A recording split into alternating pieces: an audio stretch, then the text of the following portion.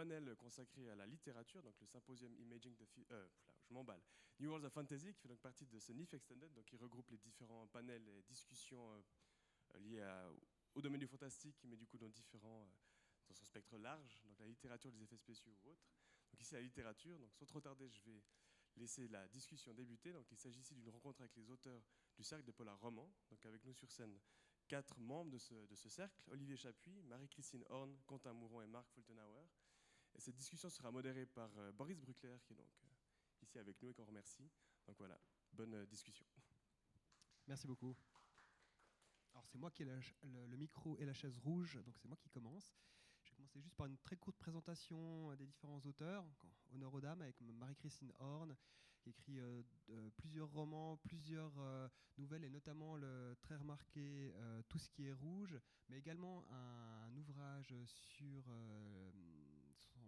l'hyperactivité des enfants et avec un lien personnel justement de son enfant justement. Roman Tout ce qui est rouge, très sombre, qui se déroule dans le cadre d'un hôpital psychiatrique. On en dira un petit peu plus après.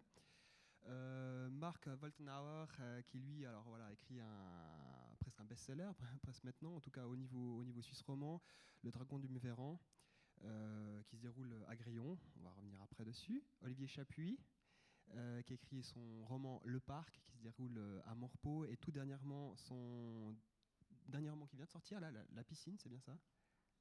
L'âge libre, pardon. Ça se passe dans une piscine.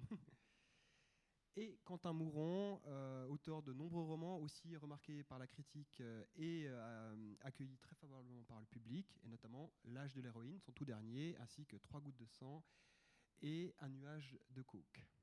Alors on va commencer directement la discussion avec justement ce panel un petit peu large d'auteurs romans qui ont tous écrit donc des polars qui se déroulent en partie, pour certains, en Suisse. Alors la question que je voulais vous poser, c'est la question du régionalisme dans l'intrigue. Est-ce que pour vous, il est important en fait d'ancrer son roman dans un lieu très précis, en l'occurrence ici, la Suisse romande. Par exemple pour Le Dragon, évidemment c'est dans le village de Grillon. Pour Tout ce qui est rouge, on est dans la région lausannoise. Oui, on va passer de l'un à l'autre, hein, vous pouvez passer le micro, le lancer même. On peut le lancer, oui. Le parc se déroule au parc de Morpeau. Pour Quentin Mouron, peut-être un tout petit peu différent, mais c'est vrai que même dans ces derniers ouvrages, qui ne se déroulent pas du tout en Suisse romande, on aborde quand même cette question de la région, du lieu, de l'intrigue, notamment avec une fameuse tirade d'un de ses protagonistes, un auteur qui nous décrit par le menu qu'est-ce qu'il faut ou ne faut pas faire pour écrire un bon roman policier. Et notamment, le protagoniste dit qu'il faut ancrer son récit dans un coin perdu que personne ne connaît, comme ça on n'a surtout pas la remarque comme quoi ça ne ressemble pas à la ville que tout le monde connaît. Alors, qui veut répondre en premier ? L'importance du lieu dans une intrigue de roman policier, notamment de policiers suisses romans. Marc Weltalar ? Vu que j'ai pris le micro à Marie-Christine, je vais commencer. Pour moi, le lieu, en fait, c'était même ce qui m'a motivé à écrire ce premier polar. Donc, c'est vraiment un personnage à part entière. À la base, moi, je suis un grand fan de polars nordiques. Et souvent, ces polars nordiques se passent sur une île, dans un petit village, dans une ambiance un peu à huis clos, plutôt le côté rural. Et après un voyage que j'avais fait autour du monde, je suis revenu, j'ai passé 4 ou 5 mois à Grillon, qui est un petit village dans les Alpes vaudoises que je connais très bien de par ma belle famille.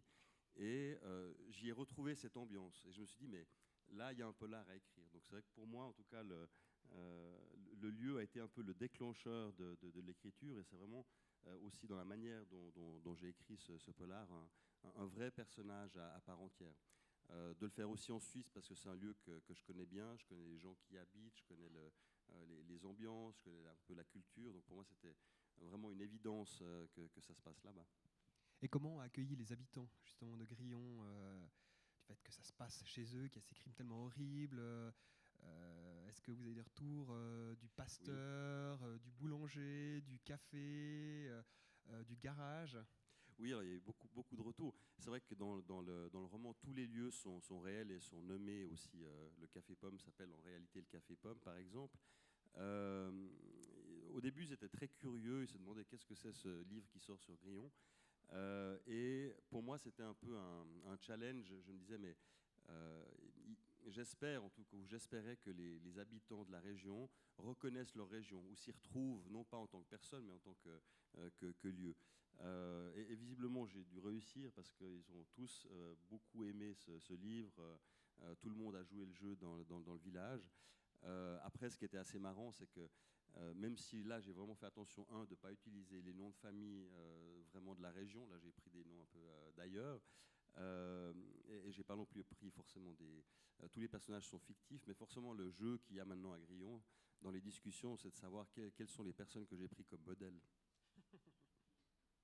Y compris pour le promoteur immobilier.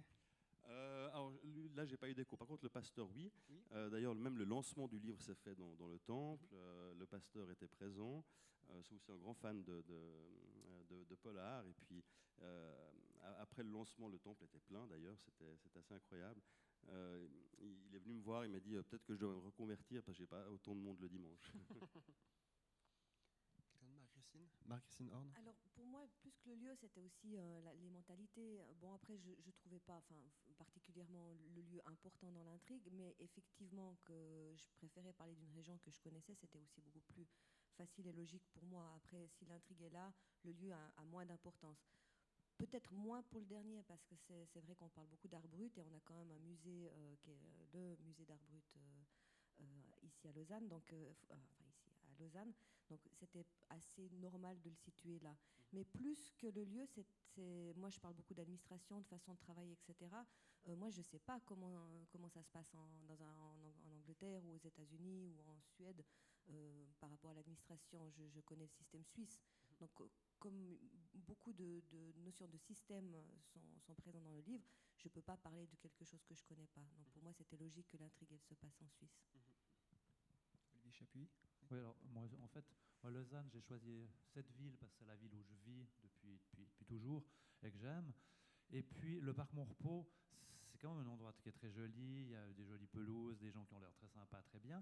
Et puis, il peut s'y passer des choses pas nettes. Il y a de temps en temps des agressions de la nuit, etc. Bon, c'est assez rare, mais...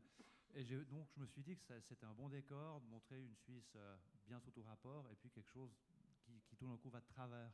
En plus, c'est près de chez moi, donc ça m'évite plein de repérages si je voulais que les rues, Concorde, les machins, les trucs.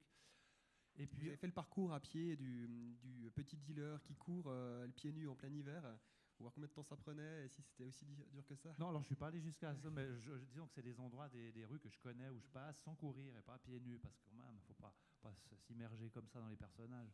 Mais je connais, oui.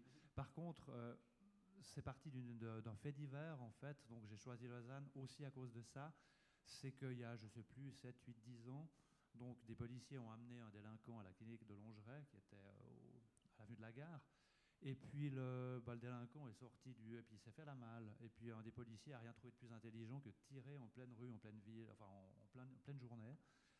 Voilà, puis ça m'a amené une réflexion. Je me suis dit, mais comment est-ce qu'on fait pour prendre l'initiative et tirer comme ça alors que des gamins, des gens peuvent passer? Voilà, alors j'ai transposé ça dans un endroit qui a l'air idyllique et puis qui cache peut-être des choses. Voilà. Merci. Quentin Mouron.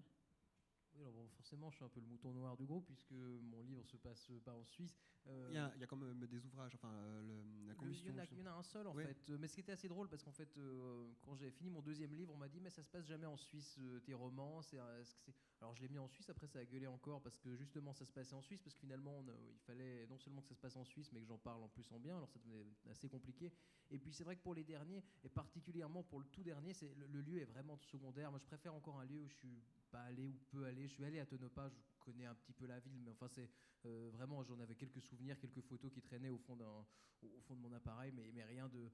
Moi j'avais pas envie, en tout cas pour ce dernier roman, ce qui est important, c'est pas du tout même l'intrigue est secondaire. Je crois que c'est vraiment les personnages qui sont convoqués, les discours qui sont convoqués, c'est certaines ambiances, certains sentiments, certaines actions, beaucoup plus que le lieu. Donc finalement j'étais très content. Je suis content d'avoir un lieu un peu neutre parce que j'ai pas besoin de le décrire, parce que j'ai pas besoin de faire du roman sociologique, parce que j'ai pas envie de le faire en fait, et ça permet voilà d'avoir juste un lieu qui est finalement plus qu'un nom. Ça pourrait être tout à fait ailleurs. Je crois que le fait que ce soit au Nevada plutôt qu'au Colorado, plutôt qu'au Canada ou en Suisse, ça n'a pas tellement d'importance.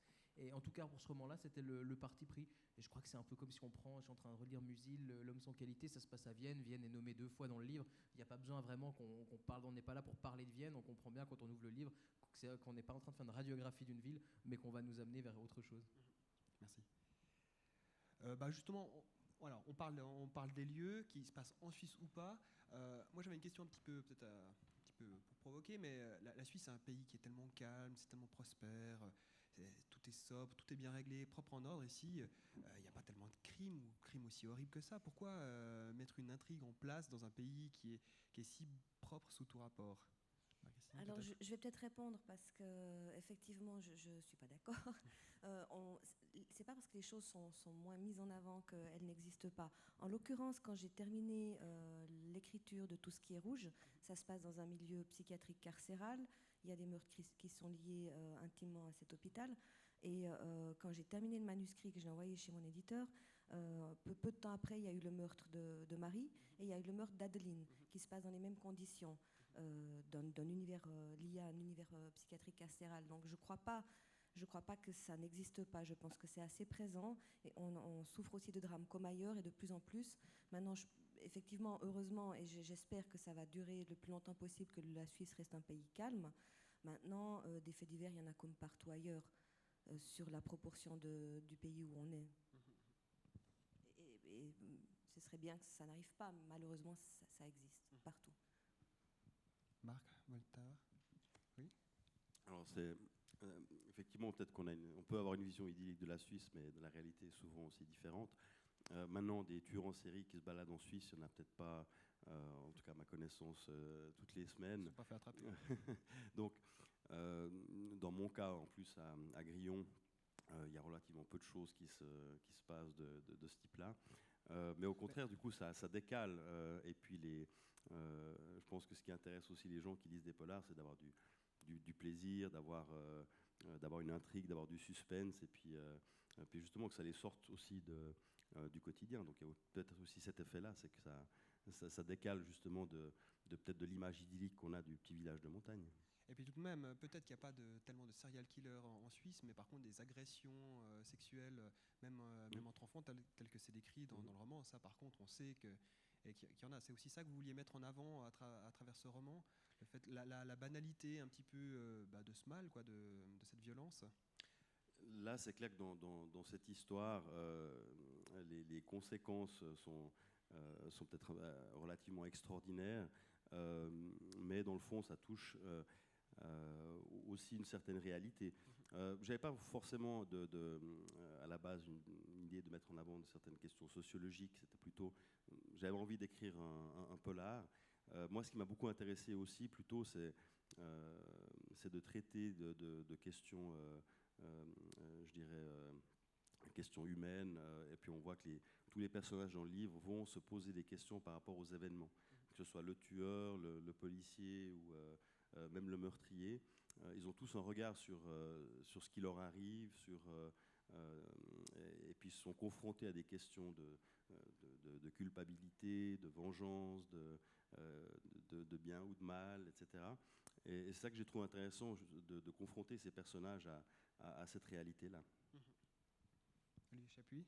Oui, alors moi je crois qu'en fait la Suisse fait partie de ces pays qui n'ont pas de guerre, peu de délinquance. Finalement, il y en a, mais enfin c'est pas énorme par rapport à certains pays, certaines villes. Et 80% de la violence est domestique. C'est monsieur qui bat madame, madame qui martyrise ses enfants, que ce soit psychologique, physique, etc. Donc ça se passe derrière les portes, derrière les jolies façades des maisons et à côté de chez nous. Donc c'était un peu ça l'idée aussi, c'est qu'il y a tout d'un coup dans ce parc Mourpeau un drame. On ne sait pas comment ça se passe, pourquoi, on le découvre au fil du livre. Mais finalement, c'est rien, c'est un peu caché. D'ailleurs, qui voit cet événement, 2-3 promeneurs, après évidemment la police, il y a et puis ensuite il y a un photographe qui débarque, etc. Mais c'était vraiment l'idée, et je pense que la Suisse c'est ça. Tout est un peu caché. Quand on dit à des amis français, par exemple, ah oui, mais on a une scène de la drogue, bon, elle était ouverte il y a 25 ans, maintenant elle n'est pas vraiment ouverte, mais enfin ils sont là.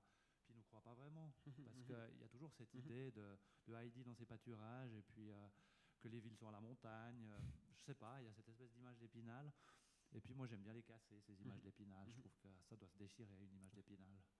Alors, effectivement, on peut déchirer les images. Et là, Quentin Mouron l'a passablement fait aussi dans ses romans, je trouve, où il y a vraiment une espèce de dandysme de la violence, du mépris et en même temps de la beauté.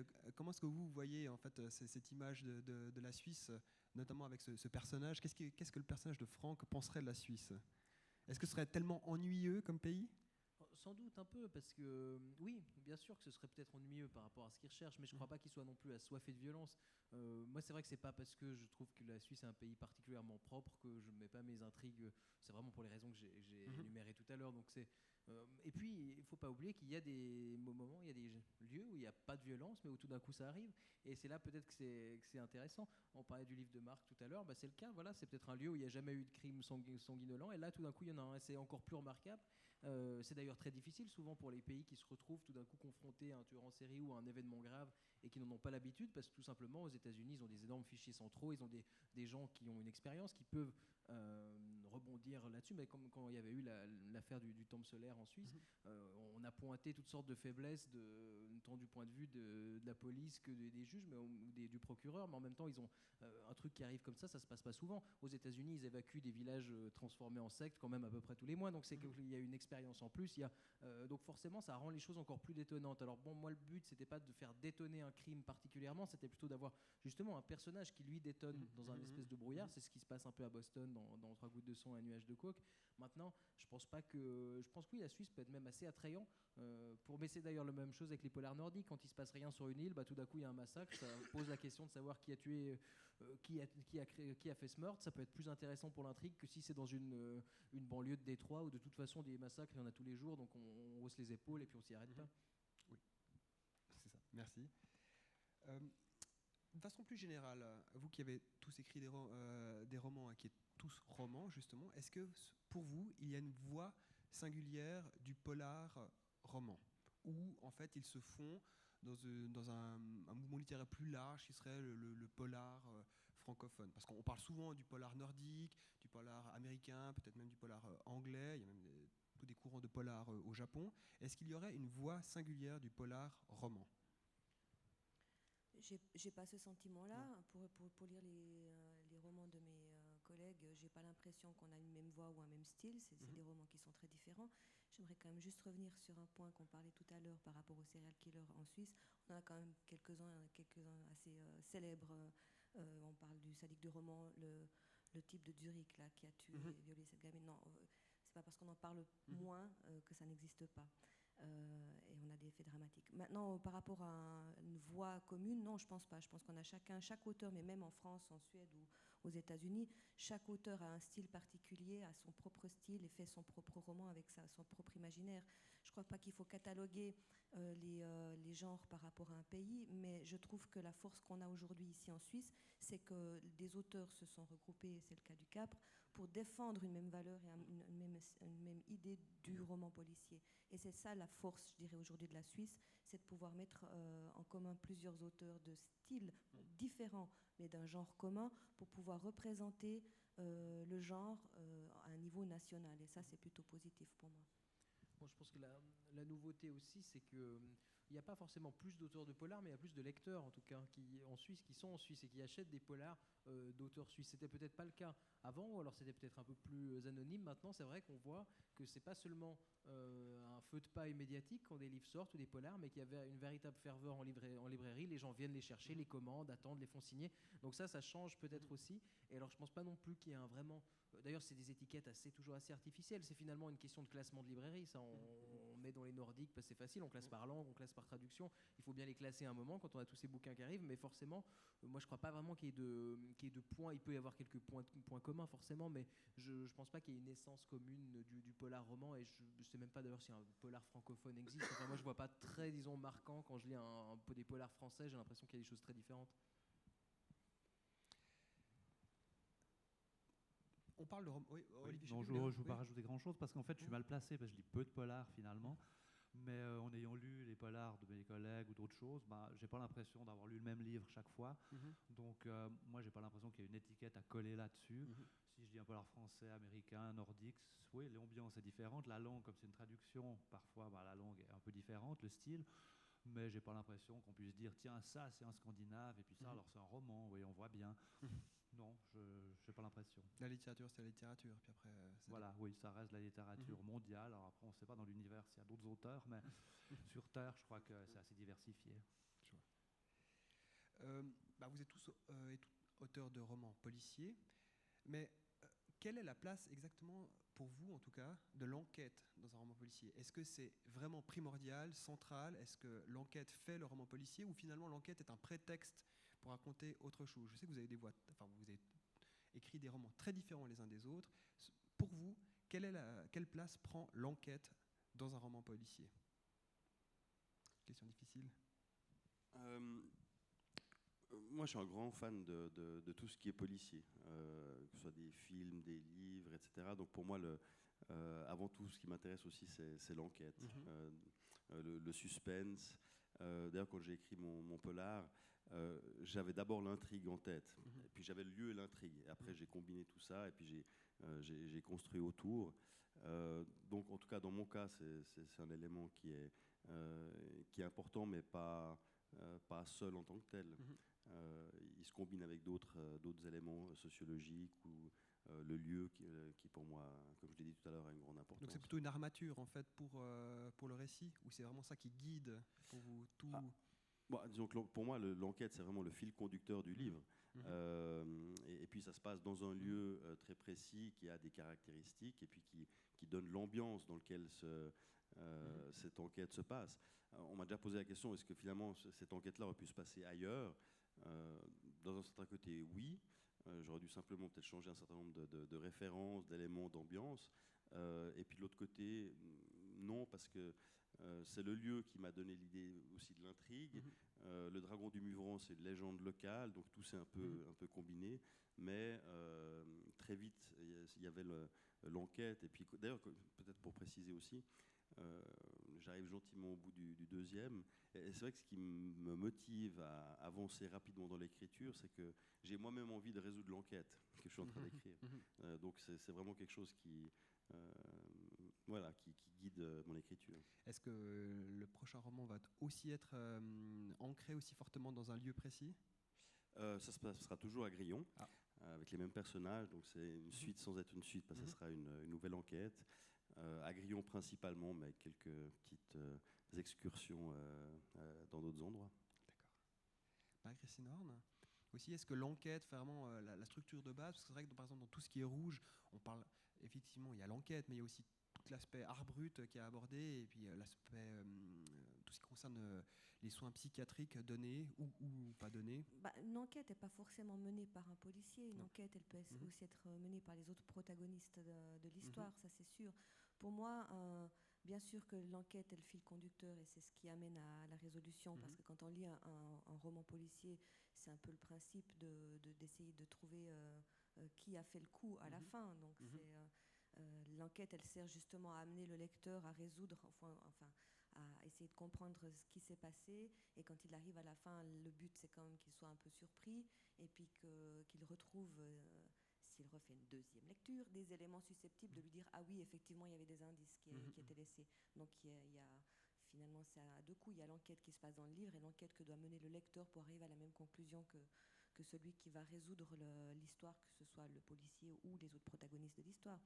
Maintenant, effectivement, moi j'ai un certain goût pour tout ce qui tous les romans policiers qui amènent autre chose à côté.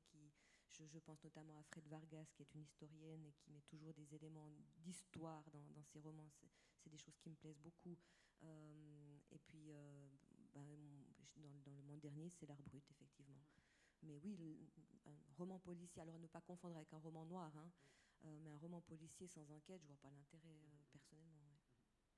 Olivier Chapuis, également, l'enquête. C'est vrai que, par exemple, dans Le Parc, c'est vraiment une espèce de roman choral où à chaque fois il y a une voix différente. Et on ne saisit pas tout de suite, en fait, quelle est l'enquête, quel va être le crime. On ne comprend pas immédiatement. Est-ce que ça aussi fait le fil rouge, ou alors c'était plutôt le fait de donner voix à plusieurs personnages avec chaque fois un seul événement et plusieurs points de vue qui a guidé votre narration? Ouais, bah en fait, il n'y a pas d'enquête, pas vraiment d'enquête, Ouais. parce que Bon, on je se pense- demande quand même Oui, alors il d'où y a est-ce que quand- ça vient, ce coup de feu, pourquoi. On se demande ce qui s'est passé, Mhm. pourquoi, bien sûr, mais j'ai dû créer une structure avec 5-6 points de vue différents Mhm. qui éclairent justement le lecteur, parce que mener une intrigue policière normale, j'en suis incapable. Mhm. Enfin, j'ai l'impression de ne pas en être capable. J'aime en lire, je me dis, ah, c'est génial ce qu'ils ont fait, tout le suspense, je me dis, qui a fait ça, mais j'ai l'impression que je ne suis pas capable de faire ça. Donc j'ai dû faire différemment, Mhm. trouver une Mhm. structure qui amène un peu de suspense, qui amène le lecteur à se dire, tiens, mais qu'est-ce qui s'est passé, pourquoi, c'est peut-être lui, c'est peut-être elle, etc. Voilà, alors je sais pas si j'arriverai donc c'est plutôt un roman noir, comme tu disais, c'est pas vraiment un roman policier. Mhm. Mhm. Et je sais pas, j'ai l'impression que j'arriverai jamais vraiment à mener une enquête policière traditionnelle. Mais c'est pas grave, j'écrirai autrement, d'autres romans noirs si j'en écris, ça c'est pas un souci. Mais c'est vrai que j'admire alors les gens qui arrivent à vraiment décrire une enquête, une vraie enquête policière, où on se pose 1001 questions, et puis bah, c'est la 1002e qui était la vraie réponse peut-être. Quant à Mourant, c'est vrai que là on a peut-être une voix vraiment très différente au niveau de Oui. l'enquête parce que est-ce qu'il y a vraiment une enquête? Oui, il y a à chaque fois une Ouais, enquête. pas vraiment, moi je suis pas un grand lecteur de romans policiers.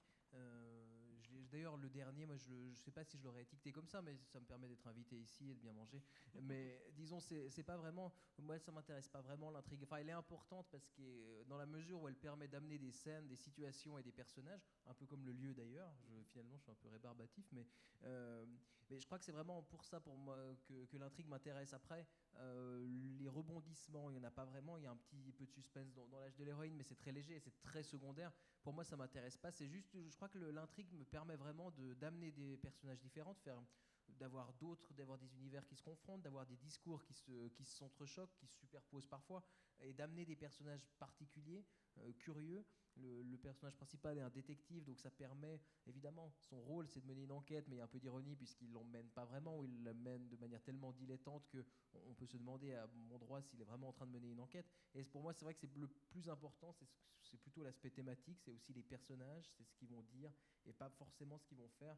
Et la résolution, disons, du crime, par exemple, dans 3 gouttes de sang, un nuage de coke, alors là, il y a un petit peu plus d'enquête, mais elle sert aussi plutôt à mener dans différents lieux, plus qu'à amuser le lecteur. Et disons, je pense pas que le lecteur soit complètement... alors je pense qu'on tourne facilement les pages, par contre, je pense qu'il se pose pas 1001 questions pendant le livre, en tout cas pas sur la résolution du crime. Et justement, à propos des 2 derniers ouvrages, qui sont quand même assez durs, il faut le dire, c'est qu'il y a des scènes assez trash quand même. Comment est-ce que vous investissez en fait vos personnages? Est-ce que vous vous identifiez à votre protagoniste principal ou aux victimes, ou est-ce que vous avez une distance complète qui vous permet vraiment de le mettre un peu plus loin et donc du coup de ne pas souffrir, de ne pas être en empathie avec vos personnages? Moi, j'aime pas trop la distance quand j'écris, alors j'investis les personnages, mais encore une fois, je crois que vraiment dans le processus, c'est pas parce qu'on a le personnage principal de Franck, alors on m'a dit qu'il me ressemblait, je crois pas qu'il me ressemble. Il y a des éléments de son discours dans lesquels je peux me retrouver, et d'autres non. Alors quand on a un discours comme ça, qui est souvent un discours très parfois pontifiant, parfois agressif, la manière de faire est très simple, c'est qu'on se glisse dans la peau, non pas on se glisse dans la peau d'un personnage, mais on prend une idée de base qui est peut-être la nôtre, et ensuite on va la déformer. Si vous voulez par exemple créer un personnage raciste, la meilleure, c'est pas forcément que vous êtes raciste, mais vous avez forcément une fois ou l'autre un préjugé sur quelqu'un ou sur quelque chose, alors vous allez prendre ce préjugé, vous allez le déformer ensuite de manière à l'amener suffisamment loin pour que ça devienne un autre personnage qui ne soit plus vous, mais qui procède quand même de vous. En tout cas, c'est comme ça que je fais, et c'est comme ça que j'ai fait pour Franck. Il est un peu plus débauché que moi, en tout cas la plupart du temps, et je crois mais il suffit de retrouver des éléments de débauche en soi pour les tirer de soi-même, et puis ensuite créer un personnage. En tout cas, c'est comme ça que je fais. Je peux pas dire que c'est la meilleure des recettes, mais en tout cas pour mes livres, j'aime à la fois habiter les personnages et en même temps évidemment avoir une certaine distance, parce que c'est pas le but non plus, c'est pas le but de fracturer sa personnalité pour qu'on essaye de dire ah oui là j'ai reconnu, là il a ton oreille, là il a ton nez, celui-ci il a tes yeux, donc c'est vrai, évidemment pas ça. Olivier Chapuis. Idem par exemple par exemple on discutait 2 mots juste avant à propos de la scène avec le collectionneur d'armes qui glorifie le tir sportif, qui considère que c'est un art, alors qu'il a en face de lui un sale gauchiste qui déteste les armes. Est-ce que là aussi il y a une identification qui se fait? Vous m'avez dit que vous n'appréciez pas plus que ça le tir sportif. Est-ce que c'était facile, amusant de démonter ce sale gauchiste qui déteste les armes? Oui, bah, là aussi, forcément, j'ai un parti pris parce qu'on aime ou on n'aime pas certaines choses. Après, on peut pas avoir d'avis sur le sujet. Mais alors moi, c'est vrai que j'ai fait du tir à l'armée comme tout le monde parce qu'on n'a pas le choix. J'ai détesté ça. Et puis après, je me suis posé des questions, mais pourquoi est-ce que les gens aiment aller tirer dans des stands? Pourquoi est-ce que les gens aiment aller tirer sur des chevreuils dans la forêt, etc. Et puis, j'ai mon avis, mais après, je voulais pas prendre parti absolument. Je fais pas un roman militant. Donc, j'ai mis un personnage qui est contre le tir, qui comprend pas qu'on puisse aller faire ça, qui se dit, mais ça sent mauvais, ça fait du bruit, etc. Et puis un autre qui collectionne, qui aime ça, et puis qui explique pourquoi. J'ai essayé de me mettre à la place du personnage qui aime ça, en me disant, mais pourquoi est-ce qu'il aime? Qu'est-ce que ça lui fait? Et puis voilà, donc c'est contraire à ce que je ressens moi, mais c'est intéressant parce que ça nous pousse à nous questionner et puis à se dire, tiens, mais on est comme ça, mais les gens qui sont différents, pourquoi est-ce qu'ils pensent comme ça? Est-ce qu'ils ont peut-être raison dans leur... enfin, jusqu'à un certain point, là ça va, passer du tir. Quand on égorge des gens, on peut se dire l'égorgeur, ouais, il a peut-être ses raisons, mais enfin voilà. Donc, mais c'est intéressant justement d'essayer de se placer dans autre chose que ce qu'on est nous. C'est un bon exercice aussi. Qu'on devrait peut-être proposer à tout le monde finalement. Je parle pas forcément des gens ici, à tout le monde vraiment. Marc, même question. Voilà, ça, il y a beaucoup de vous quand même dans ce roman. Il y a tout l'aspect théologique, parce que vous avez quand même étudié la théologie, vous avez habité à Grillon. Comment est-ce que vous avez investi vos personnages? Alors, peut-être d'abord, je rejoins assez ce qui a été dit avant par Quentin et Olivier sur le fait d'investir et puis après d'investiguer des possibilités, d'aller plus loin, de pousser ou alors tenter de se mettre dans les chaussures de quelqu'un d'autre. C'est quelque chose vraiment qui est intéressant comme processus, je trouve, qui permet de se remettre en question ou de se questionner, de réfléchir. Après, sur la question de la ressemblance, ou de ce qu'on investit, je pense que bien sûr que le livre il vient pas de n'importe où, c'est moi qui l'écris, donc j'ai beaucoup investi de moi dans ce livre. Au début ça m'embêtait quand les gens me posaient des questions en disant mais ça c'est toi, etc. Je me disais mais pourquoi est-ce que c'est important de se poser cette question? Puis finalement je m'en amuse plutôt maintenant parce que même des gens qui me connaissent bien ils me disent en tout cas j'ai découvert quelque chose sur toi, je suis persuadé que ça c'est vraiment toi. Et puis souvent ils se trompent. Donc bien sûr il y a des choses qui sont plus ou moins proches, plus ou moins lointaines, inventées, développées, exagérées. Il y a toutes sortes de choses, mais forcément ça vient à la base de ce que je sais, de ce que j'ai vécu, comme le lieu que je connais.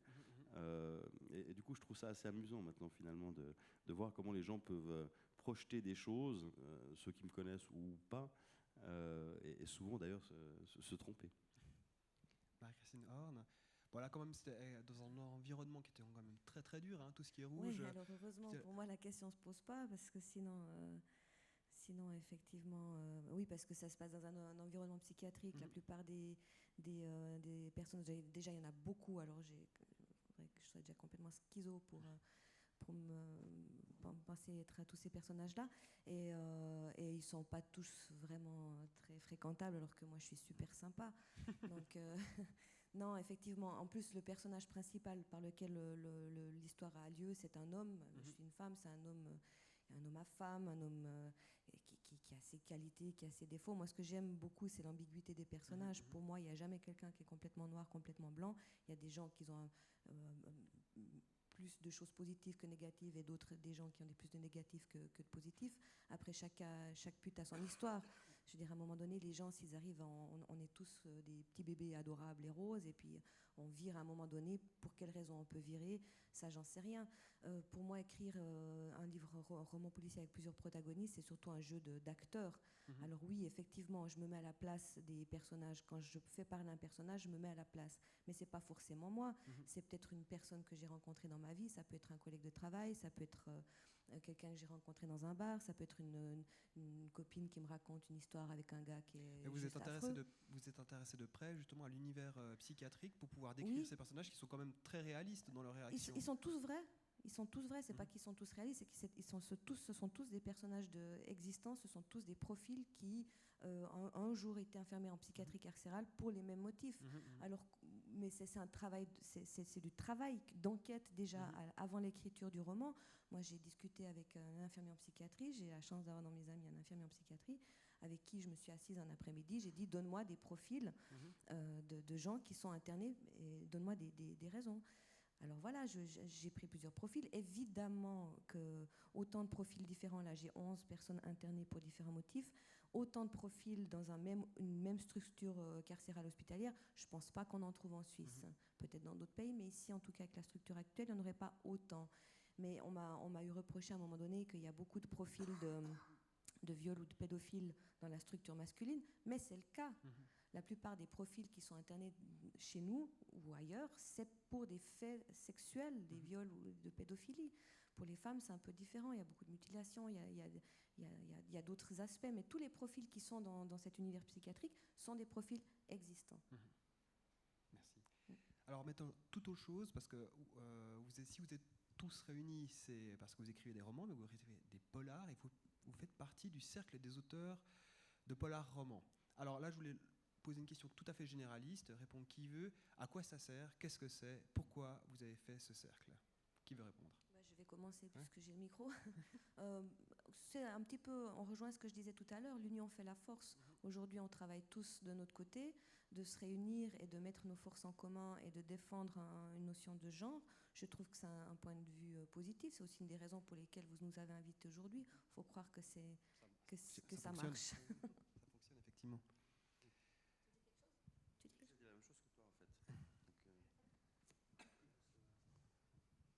Je crois que ça s'est fait de manière assez inattendue. C'est Nicolas Feus qui n'est pas là ici et toi avec Marc en fait. Je crois que vous avez lancé l'idée, Nicolas m'a contacté et puis on s'est rencontrés, on voulait déjà voir ce que ça allait donner parce que forcément c'est pas parce qu'on met des auteurs ensemble qui s'entendent bien, normalement c'est même plutôt l'inverse. Et donc là on s'est retrouvés, évidemment on avait deux exigences. La première c'était que ça ne devienne pas un espèce de barbecue, on se voit tous les dimanches en se regardant dans le blanc des yeux. La deuxième exigence c'était qu'on ait vraiment, que ça puisse apporter quelque chose et que ce soit pas juste là pour finalement juste avoir une structure mais qui soit vide. Et je pense qu'on a réussi à... Alors c'est encore quelque chose qui est vraiment... Il y a peu de choses si on veut, à part il y a le nom, il y a les auteurs, il y a les livres, il y a les lecteurs. Mais je pense que ce qu'on essaye de promouvoir, il y a toutes sortes d'aspects, c'est d'une part une visibilité des romans, montrer qu'il y a des gens qui écrivent des polars en Suisse pour des lecteurs qui sont ici mais aussi à l'étranger, et montrer aussi, et ça c'est dans un deuxième temps, montrer qu'il y a des polars, que ces polars existants là, c'est dommage qu'ils soient confinés à la Suisse romande, mais qu'il faudrait peut-être, ce serait intéressant de pouvoir passer la frontière suisse-allemande, passer la frontière du Tessin, et de pouvoir aller justement, c'est toujours le problème en Suisse, mais pour les auteurs de polar ou non, c'est qu'on n'est pas lu quand on est en Suisse romande par plus de la moitié des Suisses en fait, et des compatriotes qui eux n'ont pas accès aux livres parce qu'ils ne sont pas traduits, et que les traductions, c'est toujours quelque chose de compliqué. Alors ça vient, il y a des choses qui se font, mais c'est vrai que c'est une manière aussi d'interpeller, que ce soit des organismes comme Pro Helvetia, peu importe, mais pour montrer qu'il y a des choses qui se passent avec le polar. On a traduit beaucoup de polars suédois dans d'autres langues, et bien peut-être que ça peut être quelque chose qui peut être une option à terme pour les polars suisses. C'est quelque chose que vous visez justement, la traduction, c'est vraiment un de vos objectifs principaux, parce qu'effectivement en Suisse, si on écrit en français et qu'on n'est pas traduit, on ne sera pas lu en suisse alémanique. Est-ce que vous avez vraiment un but précis à ce niveau-là, au niveau de la traduction? Pour ma part, à mon avis, de toute façon, c'est l'éditeur qui va aussi, après, c'est les éditeurs séparés qui vont enquêter pour qu'il y ait des traductions. Nous, ce qui nous plairait, c'est évidemment qu'il y ait tout simplement que ce soit plus facile pour l'éditeur, qu'on lui propose déjà la chose, ou alors qu'il y ait des organismes, ça existe déjà, mais c'est encore pas très bien rodé, pour que les traductions puissent être peut-être subventionnées, pour qu'il y ait des... Mais alors ça, c'est clair que de toute façon, c'est l'éditeur qui va vendre les droits, il ne s'agit pas d'avoir un truc étatique où la Confédération vient nous chercher pour traduire nos polars. De toute façon, ça passe par un éditeur, mais je pense que ce soit peut-être plus facile pour l'éditeur qui a envie de traduire les livres déjà dans une langue nationale, et puis ensuite, évidemment, vers d'autres langues. Quelqu'un d'autre, Marc? Oui, alors je pense que déjà le cercle, c'est pas une association qui a des règlements, des statuts, des objectifs. On s'est réunis, on avait déjà envie de se rencontrer, et puis on constate quand même qu'il y a un regain d'intérêt, ou un intérêt relativement fort pour les auteurs suisses, alors polar et autres d'ailleurs. Puis on s'est dit, mais si on est ensemble, peut-être qu'on peut aussi, justement en termes de promotion, aussi en termes éventuellement d'action, en termes de présence sur des lieux comme aujourd'hui ou d'autres salons, marquer de manière un peu plus forte notre présence, et puis c'est important de se réunir pour ça. Est-ce que vous pensez qu'au niveau politique, on en fait assez actuellement pour soutenir la création littéraire en Suisse? Qu'est-ce qui manquerait finalement? Donc, au niveau politique, il y a déjà des structures qui sont en place pour soutenir la création. Alors maintenant, quand on parle de création, de culture, c'est un petit peu tout dans le même panier, hein, que ce soit autant musical que théâtre, que littérature, que musique. Hein. J'ai déjà dit, bon, c'est pas grave. Mais effectivement, dans le niveau de littérature, les soutiens sont plus marquants par rapport aux éditeurs. Il y a un soutien qui est fait pour l'aide à la publication d'un point de vue des éditeurs. Maintenant, en termes d'auteurs, à part quelques bourses par-ci, par-là, et la plupart sont même pas, il n'y a pas d'argent à la clé, c'est quand même assez difficile. Non, au niveau des auteurs, il ne me semble pas qu'il y ait des aides qui sont marquantes, ou alors c'est des aides très ponctuelles, et puis c'est très difficile d'y accéder. Oui, et puis on en parlait justement récemment, même quelquefois les auteurs sont un petit peu malmenés quoi, sur les salons, c'est eux-mêmes qui doivent payer leur nourriture, leur transport. Peut-être qu'il y aura aussi quelque chose à faire à ce niveau-là, non, Olivier? Oui, oui. moi je pense que oui, il y a peut-être simplement une égalisation à faire en France. Normalement, quand on arrive sur un festival de littérature, les auteurs, peu importe qu'ils soient scandinaves, qu'ils soient américains, qu'ils soient français, qu'ils soient suisses, ils sont reçus de la même manière. Souvent, c'est un grand hôtel qui est pris, un même hôtel ou deux hôtels. Enfin, il n'y a pas de différence significative de traitement. Moi, c'est vrai que j'ai été étonné quand j'ai croisé mes confrères français qui me disaient mais à Genève, c'est génial, on est reçus comme des princes, on a un super hôtel, c'est vachement sympa. Et puis, je croise tout un autre auteur qui habite la Chaux-de-Fonds qui me dit moi, on n'a pas voulu me défrayer parce qu'on m'a dit qu'on défrayait seulement à partir de 100 km et j'habite à 96 km. Alors là, forcément, il manquait 4 km pour avoir le défraiement auquel a droit un autre auteur. Alors forcément, c'est peut-être des égalités de traitement comme ça qui devraient... je crois qu'aucun auteur... j'ai entendu le débat a été un petit peu caricaturé. On a dit mais les auteurs exigent d'être payés comme si le seul fait d'exister devait nous donner droit à une espèce de rente. C'est pas du tout le cas. Je crois simplement que les auteurs demandent d'être payés quand ils accomplissent un service, ou alors ils demandent simplement aussi être payés. Enfin, les auteurs suisses demandent d'être payés simplement, ou disons défrayés de la même manière que leurs confrères français ou allemands. Je pense que c'est pas extrêmement choquant, disons, d'imaginer qu'un auteur qui vient de Neuchâtel puisse être payé la même chose qu'un auteur qui vient de Besançon. Merci. Il nous reste encore un petit peu de temps, on arrive gentiment au bout de la conférence. On va peut-être ouvrir les questions au public s'il y en a, donc ne vous gênez pas, ils sont là, ils sont prêts à vous répondre et ils sont extrêmement sympathiques. Allez-y, qui aurait une question? Sinon moi j'en ai encore un, mais... Oui, monsieur? Merci. Bonjour. Moi, je travaille dans le cinéma et je me dis que le polar pourrait faire du bien à notre cinéma roman ou même suisse. Est-ce que vous avez des adaptations de vos livres ou d'autres auteurs du CERF qui sont prévus pour le cinéma ou éventuellement la série TV? Oui, dans mon cas, c'est d'actualité. Il y a un projet de film qui est relativement au début, mais on est déjà en train de discuter avec une maison de production pour l'adaptation. Probablement une coproduction franco-suisse. Est-ce que vous avez des contacts justement à ce niveau-là avec les producteurs suisses ou la RTS, qui elle aussi cherche toujours un peu des nouveaux projets? Olivier? Oui. Juste par rapport, puisque vous travaillez dans le cinéma, vous devez savoir que ça prend beaucoup de temps ce genre de projet, qu'il faut de l'argent, qu'il faut plein de choses, que ça prend des années, que des fois il y a beaucoup de projets qui n'aboutissent pas. Donc j'espère qu'il aboutira, mais je veux dire, il y a beaucoup de choses qui n'aboutissent pas, donc c'est déjà difficile d'obtenir, moi j'en ai pas évidemment, d'adaptation, de proposition d'adaptation, mais alors pour qu'elle arrive au bout de la chaîne, c'est-à-dire en téléfilm, en film ou autre, c'est encore, voilà, c'est pas facile. Quentin? Moi j'ai eu quelques discussions comme ça, peut-être plutôt avec des metteurs en scène en fait, surtout parce que le deuxième roman s'y prêtait bien, ça s'est pas encore fait, Notre-Dame de la Merci est quelque chose d'assez théâtral où on imagine peut-être plus encore sur des planches qu'à la télévision, que sur un film, mais c'est quelque chose qui de toute façon me plairait. Moi je suis pas un excellent cinéphile, alors c'est vrai que je vais pas forcément chercher ces choses-là. Après je sais pas aussi l'éditeur où ils en sont, parce qu'on a un dialogue qui est cordial, mais enfin où je connais pas le détail de leurs investigations, donc je sais pas s'ils sont déjà heurtés, qu'on les a déjà refusés, ou s'ils ont simplement pas pris la peine. Alors ils ont beaucoup œuvré pour les traductions, et donc ça marche bien de ce côté-là. Alors après au niveau des adaptations, c'est vrai que moi j'ai aucune lumière malheureusement pour l'instant sur les romans, mais c'est vrai que c'est quelque chose qui de toute façon en tant qu'auteur est flatteur, et pas seulement parce que ça augmente la diffusion, mais déjà parce que c'est aussi curieux de voir son œuvre retransformée, refondue en quelque chose de nouveau, par un nouveau média, sur un nouveau support, et par un nouvel artiste. Oui, Marc? Oui, alors c'est vrai que ça m'a fait penser à ce que tu es en train de dire. Après tout le travail, alors c'est très flatteur, c'est quand j'ai appris qu'il y avait quelqu'un qui s'intéressait à mettre le Dragon du Muvran en film, c'est une idée qui est très excitante, très intéressante, c'est une nouvelle aventure. Et puis on a déjà eu des premières discussions justement sur l'adaptation. Et du coup là on rentre vraiment, c'est un autre métier. Je participerai aussi à l'écriture du scénario.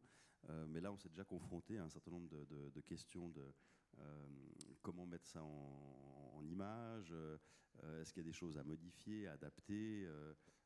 Et là il y a tout un travail qui est assez intéressant parce que finalement j'entends des gens parler de mon livre tel que je l'ai écrit et puis dire non ça on peut pas faire, ça il faut changer, et puis ce personnage là. C'est pas trop dur de laisser partir un peu l'enfant comme ça Alors dans les faits je le laisse pas complètement partir puisqu'ils m'ont proposé de participer.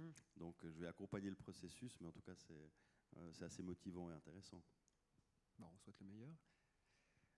Une autre question au public? Oui, monsieur. Bonjour. Alors j'aurais une question concernant toute la partie diffusion, promotion. Est-ce que vous avez utilisé dans le passé pour la promotion sur les réseaux sociaux, par exemple, pour essayer de promouvoir votre livre, pas seulement en Suisse, mais au-delà? Bon, pour ma part, je l'ai toujours fait assez spontanément, parce que déjà j'avais un compte Facebook, alors je mettais ce qui me concernait, autant les fêtes orgiaques que les articles dans les journaux. Donc c'est vrai que ça a permis je sais pas si oui, je pense que ça amène quelque chose. Ça permet aussi, il y a quelque chose auquel on pense pas forcément, mais un site internet ou même un média comme Facebook, ça permet de compiler simplement des données. Quand un article paraît, c'est vrai qu'il y a quelques années, l'article était paru, mais ensuite qu'est-ce qu'on en fait? Il est souvent oublié, il jaunit un peu sur la table de la cuisine, et ensuite plus personne sait qu'il a existé. Alors il y a des dossiers de presse qu'on a sous le bras.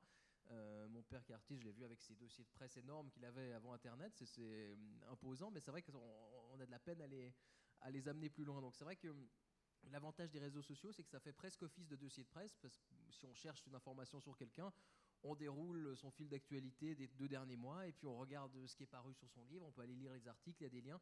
Donc ça, je pense que ça amène vraiment quelque chose, et forcément, ça permet de passer les frontières. Pour la presse, c'est assez peut-être différent, parce que ça, je pense que c'est vraiment un attaché de presse qui est dans le pays, qui peut faire le travail de contact. Par contre, pour tout ce qui est blog ou lecteurs, simplement des lecteurs du lambda, c'est quelque chose qui fonctionne bien, parce que souvent on se rend compte qu'il y a peut-être moins de préjugés aussi, les frontières se passent plus facilement sur les réseaux sociaux, et donc c'est vrai que je pense que ça a amené quand même pas mal de choses, pas mal d'opportunités, en tout cas pour moi.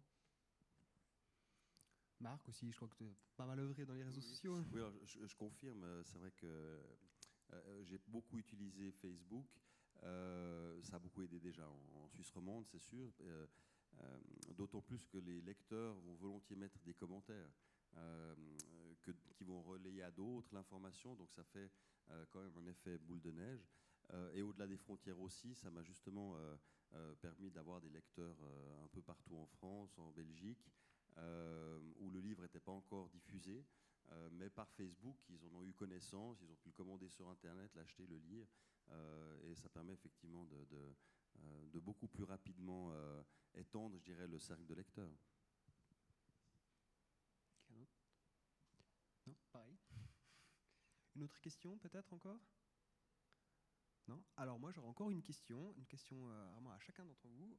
On est au NIF, au Festival du film fantastique. Est-ce que vous avez quelles sont vos références en matière cinématographique pour ce qui concerne le polar? Est-ce que vous regardez beaucoup de films ou de séries TV liées au polar ou pas du tout, peut-être même? Qui veut répondre en premier? Marie-Christine Horn? Oh là là, moi je regarde beaucoup les films maintenant, que ce soit du polar ou d'autres genres. Des références, non, pour ça je suis vraiment une pomme. Je pourrais pas vous dire si un réalisateur en particulier ou même parfois des acteurs. Je suis assez série, j'aime bien que les séries policières. Oui, comme tout le monde, j'ai regardé Les Experts ou des choses comme ça, mais c'est vrai qu'au bout d'un moment, Les Experts Miami, Las Vegas et tout, ça commence à bien faire. C'est inspirant en tant qu'auteur? Non, parce qu'en fait, c'est le problème de ces séries-là, c'est que c'est pas réaliste dans la terme de durée. On sait pertinemment, si on s'intéresse un petit peu à l'enquête, comme je vous ai dit, moi je travaille beaucoup là-dessus. Donc c'est juste pas crédible et c'est pas faisable. En plus, moi ça m'énerve, pas dans les séries comme Les Experts, alors que la plupart des meurtres ou des crimes, on sait que c'est des milieux, c'est souvent dans des milieux défavorisés, j'y peux rien. alors que là, vous rentrez dans un appartement, il y a un cadavre par terre et tout est impeccable, il n'y a pas une tasse dans l'évier, c'est tellement propre que ça m'énerve. Et puis après, pour le reste, c'est presque là, je suis en train de me faire la série J'ai découvert Dexter 15 ans après, et donc là, j'ai fait toute la première saison, mais le problème, c'est que quand on commence à avoir une logique un petit peu de polar, au 3e épisode, je savais qui était le tueur, et au 4e, je savais quels étaient les liens de parenté. Donc c'est un peu chiant même à la langue, parce que mais non, bien sûr que j'aime beaucoup, mais j'ai encore pas trouvé aujourd'hui une série où on arrive assis. The Walking Dead, mais qui n'a rien à voir. Mais sinon, c'est très nif, ça va très bien. Ouais, mais The Walking Dead, oui, par exemple, parce que là, il y a des codes pour les séries. Par exemple, aux États-Unis, dans une série, je pars complètement dans l'autre sens, mais peu importe. Donc, dans une série américaine, généralement, les enfants ne meurent pas. C'est très rare qu'on fasse mourir un enfant. Et c'est même interdit dans les jeux vidéo. Ben ouais, c'est vrai.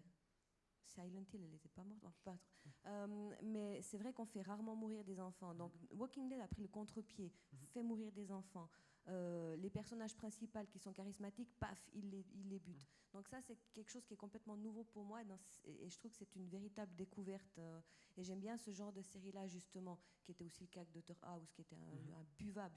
C'est contre-pied avec des faits avérés. Ouais, j'aime bien. Mais c'est vrai que le problème de la logique d'écrire des romans policiers, c'est qu'en général, quand je regarde un roman policier construit comme moi je le construirais en tant que scénariste, à la moitié de l'épisode, je sais qu'il a fait le coup, quoi. C'est chiant.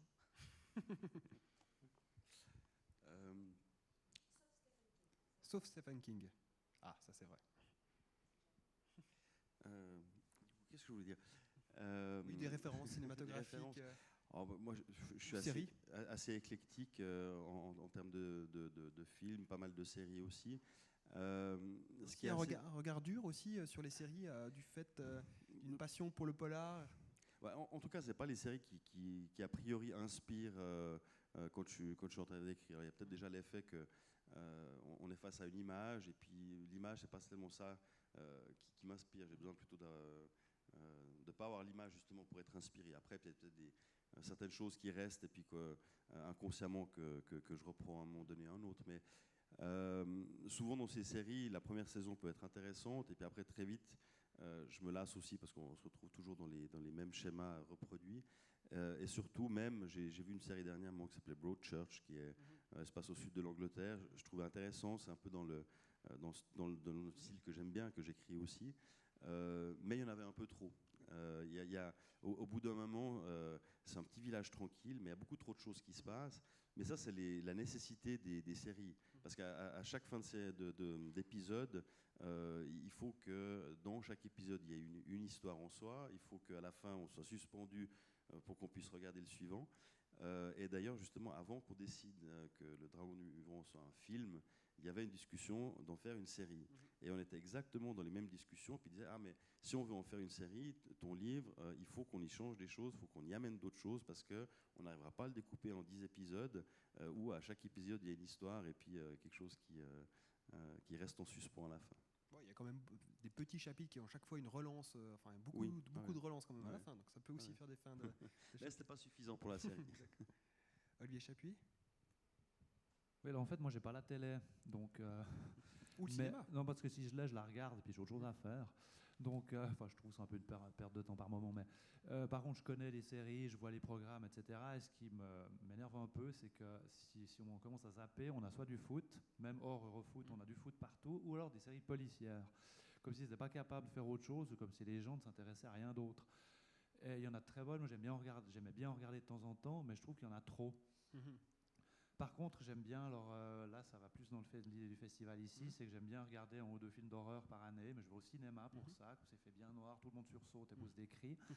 J'aime bien des films genre Rec, genre L'Orphelinat, ou je sais pas, ou d'autres un peu moins connus. La nouvelle vague un peu... Voilà, et ça c'est quelque chose qui peut nourrir mon imaginaire aussi pour l'écriture, ou pour d'autres choses. Et ça j'aime beaucoup, parce qu'il y a une ambiance aussi, une atmosphère, c'est pas du tout pareil dans son poste de télévision. Voilà, on va sursauter un peu, mais c'est pas... Ouais, c'est autre chose. Par contre, les séries policières, je trouve qu'il y en a vraiment trop. En plus, il y a vraisemblablement de tout. Il y a certaines que j'ai trouvées très bonnes, puis d'autres... voilà, comme tu disais, on sait qui a tué avant même d'avoir vu l'épisode quasiment. C'est un peu dommage. Quentin Morand. Moi, je suis pas un grand cinéphile. Il y a déjà une question matérielle comme Olivier. Moi, j'ai de la chance, c'est que bon, à peu près 2-3 fois par année, je suis un peu trop fauché. Alors, je dois rendre mon appart et puis je retourne chez mes parents qui eux ont une grosse télévision et un lecteur DVD et Blu-ray. Donc, ça me permet de me faire des petites sessions, des fois par réalisateur. Comme ça, j'ai un peu des passades, mais j'ai pas vraiment. Je suis assez éclectique et je suis pas un grand cinéphile non plus. Je découvre toujours avec plaisir, avec curiosité.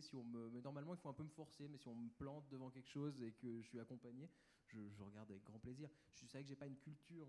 Mon ancien éditeur, Olivier Moratel, se foutait toujours de ma gueule parce qu'il disait que j'avais vu 3 films dans ma vie, ce qui est un peu exagéré quand même. Mais enfin, lui est un grand cinéphile et donc on avait des petits conflits à ce niveau-là. Mais c'est vrai que c'est pas quelque chose qui m'influence énormément, en tout cas pour l'écriture. J'essaye de. D'ailleurs, les polars non plus. Je suis pas un grand lecteur de polars. J'en lis 2 ou 3 par année peut-être. Et je pense que en tout cas, moi, je me nourris plutôt d'autres choses et je préfère. Forcément, quand on écrit un bouquin, on n'a pas besoin non plus de regarder tout ce qui se réfère à ce bouquin, sinon on a l'impression qu'on est en train de faire un espèce de doublon, et je préfère avoir plutôt le nourrir de choses peut-être plus inattendues. Merci beaucoup. On arrive au terme de cette petite rencontre. Alors, je tiendrai encore à remercier Marie-Christine Horn, Marc Waltenhauer, Olivier Chapuis et Quentin Mouron. Merci beaucoup d'avoir été présents aujourd'hui. Merci. Merci à vous.